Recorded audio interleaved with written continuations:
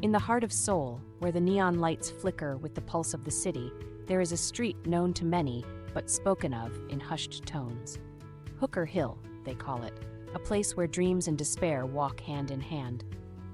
John, a foreigner with a penchant for the bottle, found himself there one night, more out of habit than desire. The soju had been his companion for longer than he cared to remember, blurring the days into a single, continuous night. Soo-Yun's story was different. She had come to the city with stars in her eyes, but life, as it often does, had other plans.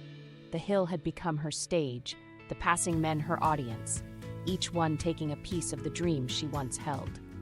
Their paths crossed on a night when John had succumbed to the soju's embrace a little too eagerly. Soo-Yun, with a kindness that seemed out of place in the neon jungle, took care of him. She washed his clothes, gave him water, and asked him the question that no one had dared to ask before. "Why do you drink so much that you don't care if you wake up?"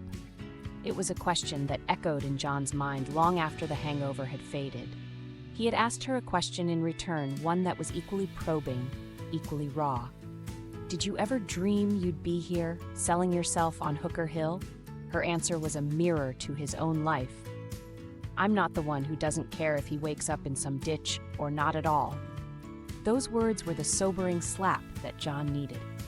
He saw in Soo-Yun not a prostitute, but a reflection of his own lost dreams. It was a turning point for both of them, a moment of clarity in a world that was anything but clear.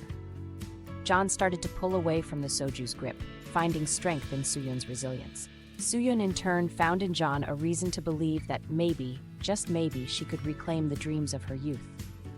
Together, they walked away from Hooker Hill, leaving behind the neon lights for a future that was uncertain but held the promise of redemption.